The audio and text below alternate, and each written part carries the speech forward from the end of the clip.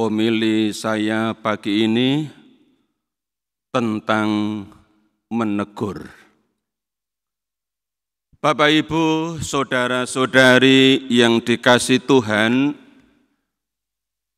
pengalaman banyak orang menunjukkan bahwa menegur orang lain itu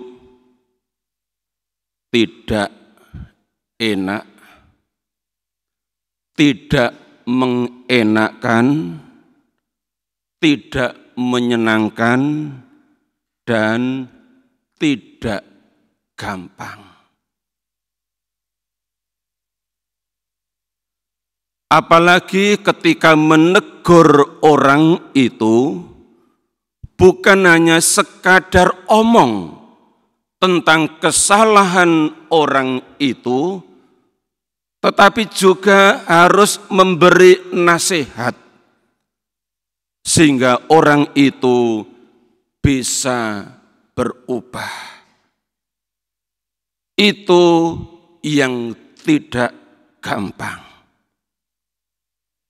Nah, yang tidak gampang inilah justru yang Yesus ajarkan kepada kita. Dalam Injil Lukas bab 17 ayat 3, Yesus omong begini, "Jika saudaramu berbuat dosa, tegurlah dia. Dan jikalau ia menyesal, ampunilah dia."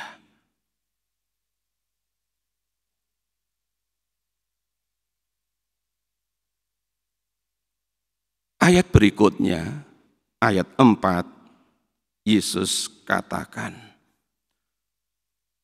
"Bahkan jikalau ia berbuat dosa terhadap engkau 7 kali sehari, dan 7 kali ia kembali kepadamu dan berkata, 'Aku menyesal,' engkau harus mengampuni dia."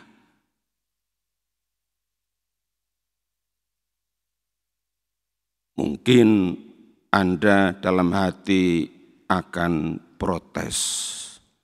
"Aduh Romo, jangankan 7 kali sehari, 2 kali saja kalau itu terjadi beratnya bukan main. Apalagi sampai 7 kali. Terus terang Romo, aku enggak sanggup. Lebih baik aku diam."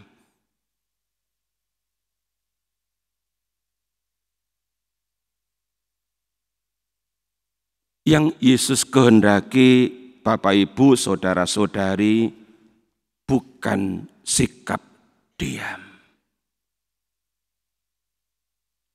Jika kita menghidupi kasih terhadap sesama saudara, dan orang itu melakukan kesalahan atau tindakan yang bisa membawa kepada dosa atau mendatangkan kerugian bagi orang lain, kita punya tanggung jawab moral untuk menegur. Maka dalam Injil hari ini, Matius bab 18 ayat 15, Yesus berkata, "Apabila saudaramu berbuat dosa, tegurlah dia di bawah 4 mata, face to face." Ditegur secara pribadi.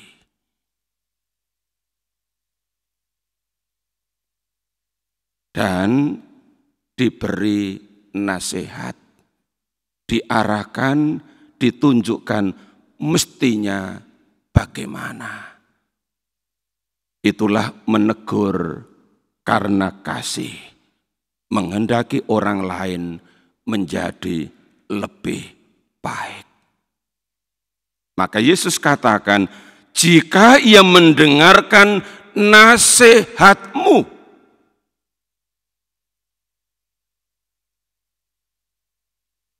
engkau telah mendapatnya kembali.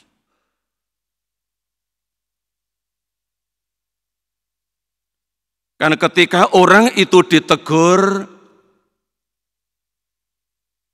bisa saja tidak mau mendengarkan. Bisa saja mendengar atau mendengarkan dan kemudian pergi. Karena marah. Karena ditegur. Dan pergi tidak ada kabar. Tapi jika orang itu ditegur, mau menerima, mau mendengarkan, mau mengerti bahwa memang salah dan kemudian menyesal, Yesus katakan, engkau telah mendapatnya kembali. Mendapatnya kembali atau menerimanya kembali sebagai saudara.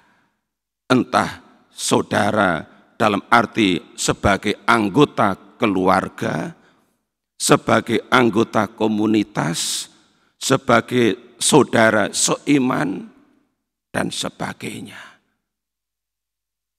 Tapi Bapak Ibu, saudara-saudari yang dikasihi Tuhan, memang dalam kenyataan tidak selalu gampang menegur orang lain dan apalagi harus menasihati orang itu supaya berubah, berbalik kepada cara hidup yang lebih baik. Nah, kalau dalam kenyataan memang kita mengalami kesulitan atau bahkan merasa berat harus menegur orang lain. Sementara kita tahu persis bahwa dia salah. Dan saya tidak bisa diam atas kesalahan orang. Namun kalau saya mau menegur, saya juga mikir-mikir. Jangan-jangan ketika saya tegur, dia marah, ganti menegur saya, menyebut saya, kamu sok hebat, kamu sok suci, kamu sok bijaksana. Lalu kita harus berbuat apa? Yesus membantu kita. Lewat Injil hari ini. Ada dua cara. Pertama, kita bawa dalam doa. Kita perlu berdoa. Bahkan kita perlu melibatkan orang lain berdoa. Untuk suatu intensi, untuk suatu maksud. Saya berat mau menegur orang itu. Saya tidak punya daya, saya tidak punya kekuatan, saya tidak punya kesanggupan, tapi saya tidak bisa tinggal diam. Kita mesti berdoa. Kalau perlu bisa melibatkan 2 atau 3 orang yang lain. Teman-teman, tolong bantu aku berdoa. Doa untuk apa? Pokoknya bantu saya dalam doa supaya bisa melakukan sesuatu yang baik bagi orang lain. Tanpa harus menyebut intensinya jika itu menyangkut nama seseorang. Yesus katakan, jika 2 orang daripadamu di dunia ini sepakat meminta apapun juga, permintaan mereka itu akan dikabulkan oleh Bapa-Ku yang di sorga. Sebab di mana 2 atau 3 orang berkumpul dalam namaku, di situ aku ada di tengah-tengah mereka. Ini yang pertama. Kita bawa dalam doa. Jika perlu, minta orang lain membantu dalam doa. Berpadu dalam doa untuk suatu kebaikan orang lain. Yang kedua, kalau sudah kita bawa dalam doa, kita mulai bertindak, menegur orang itu. Nah, persoalannya bagaimana kita mesti menegur. Kalau yang melakukan kesalahan itu sudah kakek-kakek atau sudah bapak-bapak, usianya sudah lebih tua dari dirinya, caranya bagaimana? Rasul Paulus dalam suratnya yang pertama kepada Timotius memberi panduan teknis begini. 1 Timotius bab 5 ayat 1 sampai dengan 2. Ayat 1 Paulus bilang begini. Janganlah engkau keras terhadap orang yang tua, melainkan tegurlah dia sebagai bapak. Itu kalau yang mesti ditegur adalah seorang dewasa, kakek atau bapak yang lebih tua usianya. Paulus bilang, tegurlah dia sebagai bapak. Kalau yang mesti ditegur itu orang yang lebih muda atau mungkin orang muda, gimana? Paulus bilang di ayat 1b, tegurlah orang-orang muda sebagai saudaramu.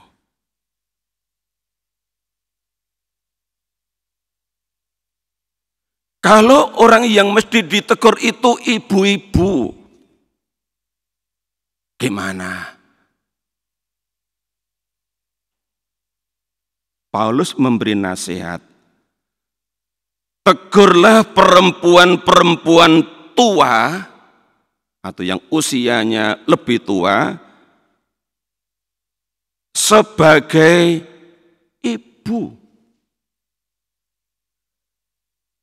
Lalu kalau yang ditegur itu perempuan yang usianya lebih muda, gimana? Paulus beri nasihat, tegurlah perempuan-perempuan muda sebagai adikmu dengan penuh kemurnian. Tulus, tidak punya maksud apa-apa selain karena ingin orang itu menjadi lebih baik. Ini Bapak Ibu, saudara-saudari yang dikasihi Tuhan, panduan teknis praktis bagaimana kita menempatkan diri sebagai seorang saudara bagi yang lain kalau melihat orang lain melakukan suatu kesalahan atau tindakan yang bisa mendatangkan kerugian bagi banyak orang. Pertama, berdoa, membawa dalam doa supaya Tuhan bekerja, memberikan keberanian, memberikan kebijaksanaan sehingga menegur dengan kasih, tidak dengan kasar, tidak dengan cara yang arogan. Dan yang kedua, mulai bertindak menegur orang lain dan memperlakukan orang lain itu seperti dalam keluarga. Sebagai bapak, sebagai ibu, sebagai saudara, sebagai adik. Meskipun orang-orang yang ditegur bukan anggota keluarga. Inilah cara menempatkan orang lain sebagai saudara. Kita punya tanggung jawab moral untuk kebaikan orang lain yang melakukan kesalahan atau tindakan-tindakan tertentu yang merugikan orang lain.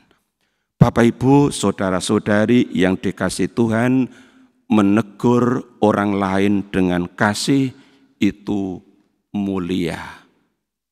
Maka sang bijak, yakni dalam kitab Amsal bab 27 ayat 5 mengatakan begini.